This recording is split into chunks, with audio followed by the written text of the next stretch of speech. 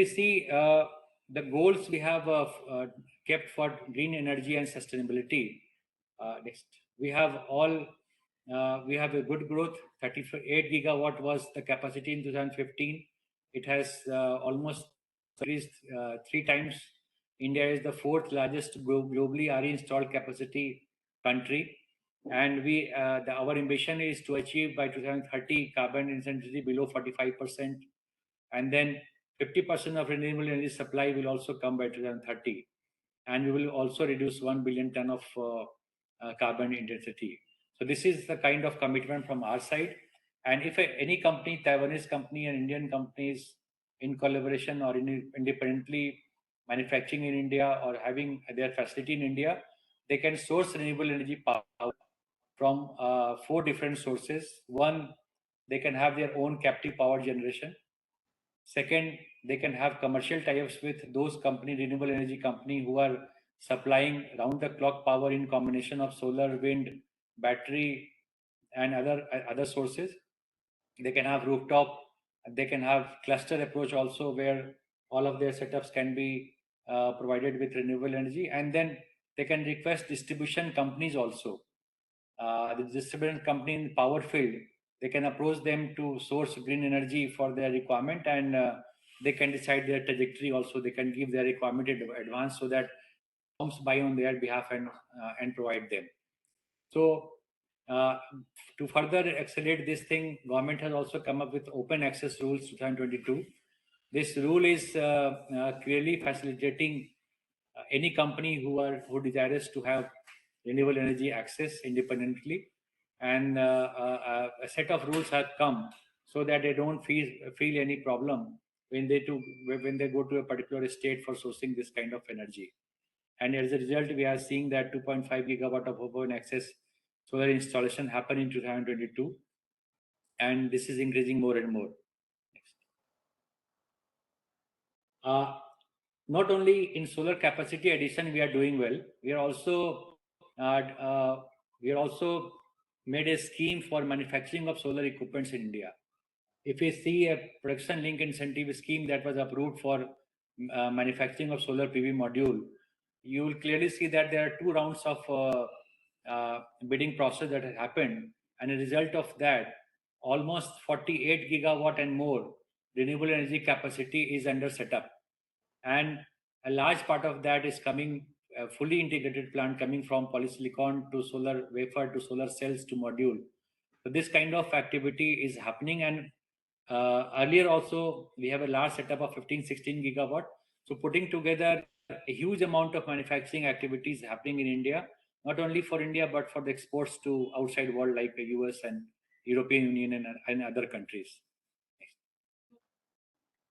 We have also come up with a green hydrogen roadmap, and we aim to achieve 5 MMT green hydrogen production by 2030. It will be global demand of hydrogen. 10% of that will be met by India at that time if we achieve this target, and it will require 125 gigawatt of renewable energy capacity addition and 60 gigawatt of electrolyzer. So this is a very good opportunity for Taiwanese company also to participate in the process of either setting up a green hydrogen plant or manufacturing electrolyzer in India in a big way.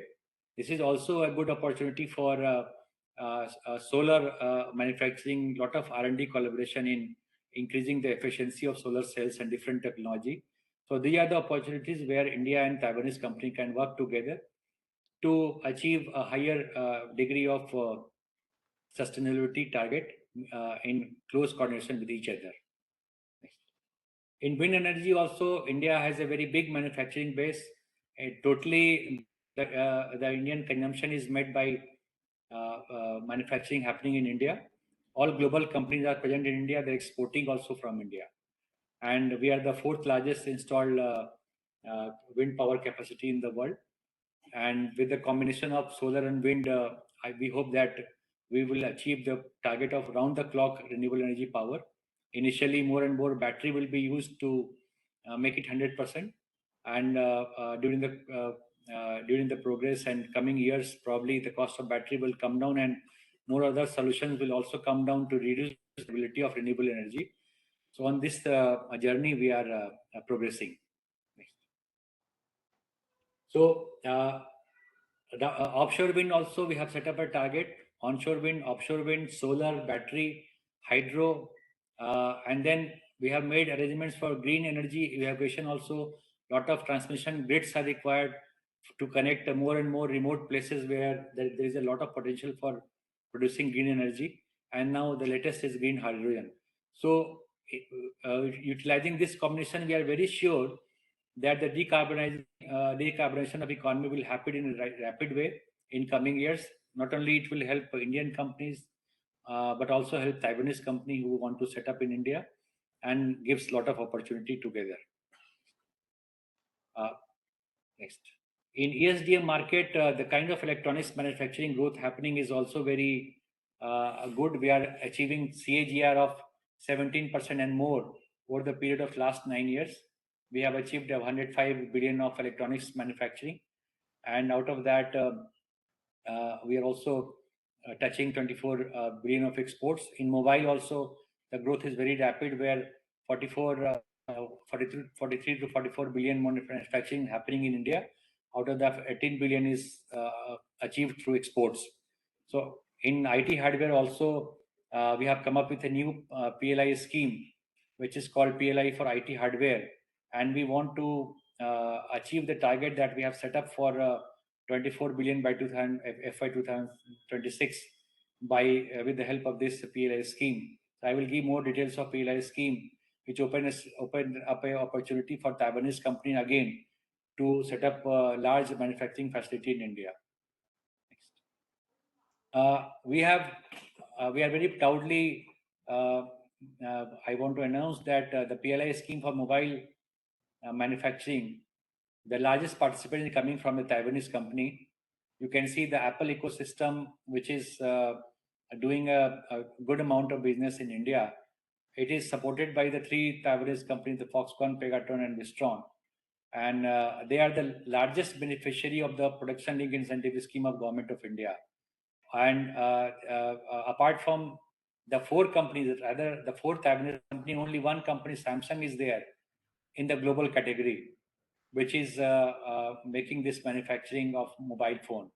Now we are targeting IT hardware production link incentive scheme also, where we are seeing all global brands like Dell, HP, and others are coming. Again, there is a role of Taiwanese company. They can support this PLI IT hardware scheme to provide their electronics manufacturing support to the global OEMs who wants to set up large capacity in India.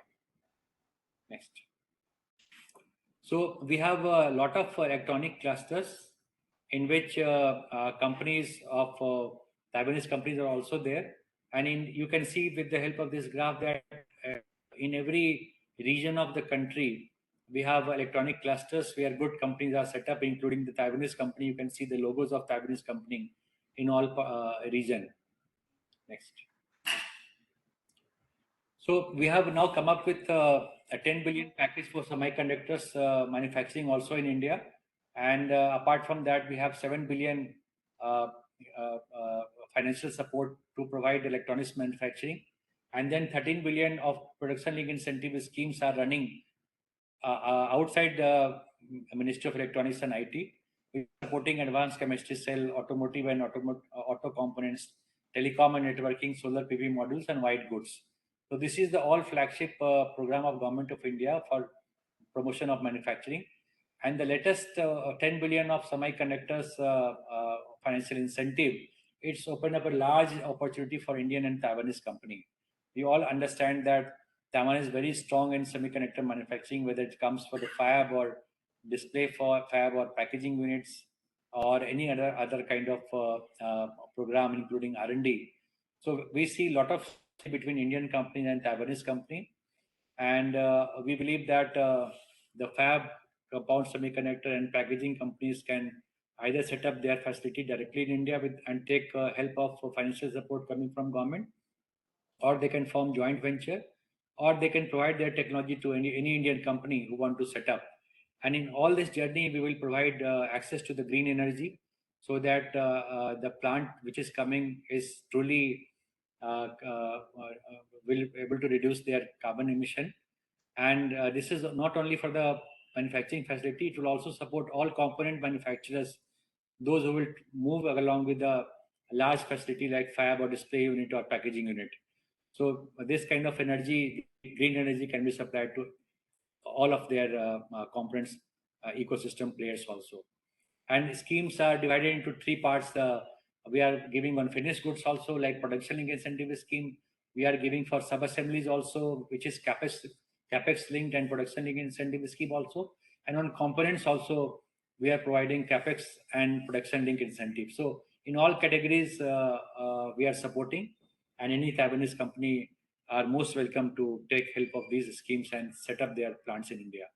So together, India and Taiwan has collaborated in all the schemes of MeitY. We had earlier MCF scheme in 5 applications of Taiwanese companies were approved. You can see the names here. Again, there is a electronic manufacturing cluster schemes where Taiwanese companies are settled. You can again see the details. And in skilling also, the MOU signed today, and the collaboration happening earlier also. We have seen that a lot of skilling activities is happening between the two countries. And then in PLI, large scale electronics manufacturing, which is basically a mobile manufacturing, you can see the names of 4 companies out of 5 companies participating in the global category. Next. In semiconductor, there's a huge incentive from government side, and to support the components which is required for semiconductors and electronics manufacturing, there is another scheme which is called SPECS, where government is providing 25% capital-based subsidy. So a few Taiwanese companies are in discussion with MeitY, and hopefully they will avail the benefit. And we are extending the scheme also further to include all semiconductor items, including chemical, gases, materials, equipment, R&D, and other things. Next. We believe that India will be having a requirement of 110 billion of semiconductor by 2030. And these are the different breakup of the requirements. It will be 10 to 11% of the global requirement in 2030. So to meet this requirement, the government of India has launched Semicon India program, next, in which we are providing almost more than 70% of the incentive. 50% is directly coming from central government, and more than 20% is coming from state government. The central government subsidy is on pari passu basis, meaning that it is concurrent. If a project cost is 100 million and 5 million is put by a company, then the government of India will also put up 5 million to start the project, and then subsequently whatever the amount will be submitted in the bank account by the company, it will be matched by the government of India. It's called pari passu basis financial support from government side. Many state governments are also providing pari passu. Some of them are providing reimbursement basis, and some of them are providing mix of both. So altogether, the financial support is more than 70%, and a company will also only have to bring less than 30%. And this support is available for semiconductor fab, display fab, ATM, SAT, compound semiconductors fab, MEMS, sensor, and discrete devices. For all these things, this kind of facility is available. And we have another scheme called Design Link Incentive to support semiconductor startups, where 50% support is given from the POC stage, proof of concept stage, to finally making of a semiconductor design, including testing and other things. And EDA tool support is also provided from government side as an infrastructure support through cloud. And then the device is totally ready for deployment. Then deployment link incentive of 4 to 6% is also available over the period of 5 years. So this is the details of semiconductor incentive scheme, where a lot of synergy is there between India and Taiwanese companies to collaborate. Next.